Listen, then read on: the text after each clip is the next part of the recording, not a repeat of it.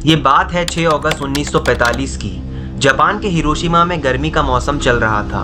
Monday morning थी, आसमान साफ था और लोग ऑफिस के लिए काम करने निकले हुए थे। इसी बीच लोगों को आसमान में एक अमेरिकन बोइंग B-229 विमान दिखता है। ठीक 8:45 पर इस विमान से लोगों को कुछ टपकता हुआ दिखता है। उन लोगों ने अपने सपने में भी नहीं सोचा होगा कि ये एक एटॉमिक बॉम्ब है। बॉम्ब गिरने के ठीक 43 सेकंड बाद सब खत्म। एक पल में बहुत तेज रोशनी चमकती है, जमीन में तापमान लगभग 4000 डिग्री तक पहुंच जाता है और चुटकी बजाते ही 80,000 लोग राख बन जाते हैं। और इस दिन के ठीक 3 दिन बाद नागासाकी में भी एटम बॉम्ब गिराया जाता है। अब सवाल ये आता है कि क्यों गिराया गया ये बॉम्ब? ऐसी क्या मजबूरी थी कि एटम बॉम्ब यूज करने की नौबत आ गई? वीडियो को एंड तक देखिए, जानते हैं आज के इस फ्रेश वीडियो में। इस स्टोरी की शुरुआत होती है 1939 में, जब जर्मनी ने पोलैंड पर अटैक कर दिया था और वर्ल्ड वॉर 2 की शुरुआत हो गई थी। इस वॉर में पूरी दुनिया 2 भाग में बटी हुई थी। एक तरफ जर्मनी, इटली और जापान, जिन्हें एक्सेस पावर के नाम से जाना जाता था, तो दूसरी तरफ ब्रिटेन, सोवियत यूनियन और अमेरिका, जिन्हें अलाइड पावर के नाम से जाना जाता था क्योंकि ये सारे अलाइज थे। हालांकि यूएसए इस वर्ल्ड वॉर 2 में बिल्कुल भी इंटरेस्टेड नहीं था क्योंकि वर्ल्ड वॉर 1 के कॉन्सिक्वेंसेस बहुत खराब थे अमेरिका के लिए। पर जब 1941 में जापान ने अमेरिका के पर्ल हार्बर पर अटैक किया तो मजबूरन अमेरिका को इस वर्ल्ड वॉर 2 में शामिल होना पड़ा। पर जापान ने पर्ल हार्बर पर अटैक किया ही क्यों? इसका जवाब ये है कि अर्ली 1900s में जापान और जर्मनी बहुत ही बड़े बड़े कॉलोनाइजर्स थे। जर्मनी जो हिटलर के राज में यूरोपियन कंट्रीज में धड़ाधड़ कब्जे जमाए जा रहा था और दूसरी तरफ जापान जो साउथ ईस्ट एशिया में धीरे धीरे कब्जा जमा रहा था। अब ये सब देखकर अमेरिका ने सोचा ऐसे तो धीरे धीरे एक्सिस पावर सारे देशों पर कब्जा कर लेंगे।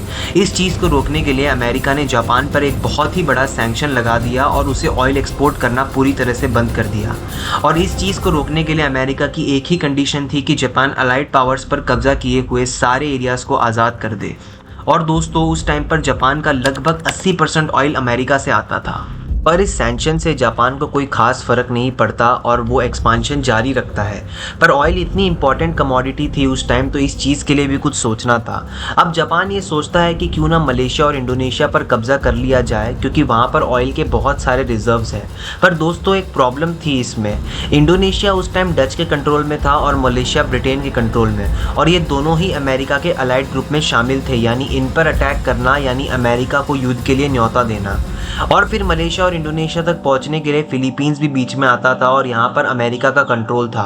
और फिलीपींस पर तो ये डायरेक्ट अटैक कर ही नहीं सकते थे क्योंकि अगर वहाँ पर अटैक किया तो इसका जवाब पैसिफिक ओशन में मौजूद पर्ल हार्बर से आएगा, जिसमें अमेरिका का पूरा नेवल ट्रुप मौजूद था। अब ऑयल रिसोर्सेज की शॉर्टेज इतनी थी तो जापान के पास अब ऑप्शन नहीं बचता, तो वो अमेरिका के पर्ल हार्बर पर सरप्राइज अटैक कर देता है, जिससे अब वो इंडोनेशिया, मलेशिया और फिलीपींस पर बहुत आराम से कब्जा कर सकता था। अमेरिका की लगभग 8 battleship, 390 aircraft, 59 anti craft ships और 4 सबमरीन पूरी तरह से तबाह कर दिए। अब सीधी सी बात है कि अमेरिका इतना बड़ा देश है तो चुप तो बैठेगा नहीं। तो बस अमेरिका अब ऑफिशियली वर्ल्ड वॉर 2 का हिस्सा बन चुका था और जवाब में जापान की कैपिटल टोक्यो पर अटैक कर देता है। अब इसी बीच 1943 तक इटली सरेंडर कर चुका है और 1945 में हिटलर के सुसाइड के बाद जर्मनी भी सरेंडर कर चुका है और अब एक्सेस पावर में खाली जापान बचता है। पर जापान अभी भी सरेंडर करने के लिए राजी नहीं है। अब अमेरिका के पास फुल स्केल इन्वेजन के अलावा कोई रास्ता नहीं था। इसका मतलब अपनी मिलिट्री को ऑन ग्राउंड भेजकर जापान को हरा देना। अमेरिका और जापान के बीच अब यह एटम बॉम्ब फेंकने से पहले आखिरी बड़ी लड़ाई थी जो जापान के साउथ में ओकिनावा आइलैंड्स में लड़ी गई थी। लेकिन ये ओकिनावा की लड़ाई अमेरिका को चौंका कर रख देती है। हर जापानीज अपनी आखिरी सांस तक लड़ रहा है और सरेंडर का तो सवाल ही नहीं है। अमेरिका ये वॉर जीत जाता है पर इसमें 12,000 अमेरिकन सोल्जर्स मारे जाते हैं और 50,000 से ऊपर लोग घायल हो जाते हैं। अब ये स्टैटिस्टिक्स सुनकर अमेरिका शॉक में पड़ जाता है कि अगर ऐसा ही चलता रहा तो हर एक आइलैंड में कब्जा करने के लिए लाखों लोग मारे जाएंगे और शायद वो ये जंग जीत भी जाए, पर ये जंग सालों तक चलेगी। और इसी समय फ्रैंकलिन रूजवेल्ट, जो उस टाइम के अमेरिकन प्रेसिडेंट थे, उनकी मौत हो जाती है और अब नए प्रेसिडेंट बनते हैं उसी समय के vice president Harry Trueman. Japan के इस इशू में अब सॉल्यूशन ढूंढने की जिम्मेदारी इनकी थी। बहुत सारी चीज़ें सोची जाती है और जापानीज एम्परर के साथ नेगोशिएट करने की भी कोशिश की जाती है, पर कुछ काम नहीं करता और जापान अपने एक्सपांशन में लगा रहता है। और इसी समय प्रेसिडेंट को पता चलता है एक टॉप सीक्रेट प्रोजेक्ट के बारे में, द मैनहट्टन प्रोजेक्ट, जहां बहुत सारे साइंटिस्ट सीक्रेटली काम कर रहे थे दुनिया का पहला एटॉमिक बॉम्ब बनाने के लिए। 16 जुलाई 1945 को इस बॉम्ब के टेस्ट भी किया जाता है और ये टेस्ट सक्सेसफुल होता है और नए प्रेसिडेंट को लगता है कि उन्हें उनका सल्यूशन मिल चुका है। 3 अगस्त 1945 को बॉम्ब जापान में गिराने के लिए ऑथराइज किया जाता है और जापान को एक फाइनल वार्निंग दी जाती है, पर जापान फिर भी सरेंडर करने के लिए राजी नहीं होता है। और फाइनली 6 अगस्त 1945 को हिरोशिमा पर अमेरिका अपना पहला एटम बॉम्ब गिरा देता है, जिसका नाम द लिटिल बॉय दिया गया था। अमेरिका दुनिया के इतिहास में न्यूक्लियर हथियार यूज करने वाला पहला और इकलौता देश बन जाता है। उस दिन हिरोशिमा में जो लोग बच गए इस हादसे से वो एक दर्दनाक कहानी सुनाते हैं। इस बॉम्ब के गिरने के बाद इतनी तेज रोशनी थी कि बहुत सारे लोग टेम्पररी अंधे हो गए। आवाज़ इतनी तेज थी कि लोगों को परमानेंट हियरिंग लॉस हो गया। 4000 डिग्री टेम्परेचर में लोग इंस्टेंटली राख बन जाते हैं और ये चीज़ इतनी जल्दी होती है कि लोगों की परछाई तक वहाँ रह जाती है। कुछ घंटों बाद जब हवा शांत हुई तो सिर्फ काला आसमान दिख रहा था। बारिश होने लगी, पर ये इतनी पॉइजनस थी कि कोई अगर बच भी गया होगा तो वो भी मारा गया। 70% बिल्डिंग हिरोशिमा की कंप्लीटली डिस्ट्रॉय हो जाती है और शहर के नाम पर कुछ नहीं बचता है। आमतौर पर अगर कोई डिजास्टर शहर में होता है तो एम्बुलेंस पहुंच जाती है, पर इस डिजास्टर में हॉस्पिटल के हॉस्पिटल बर्बाद हो चुके थे।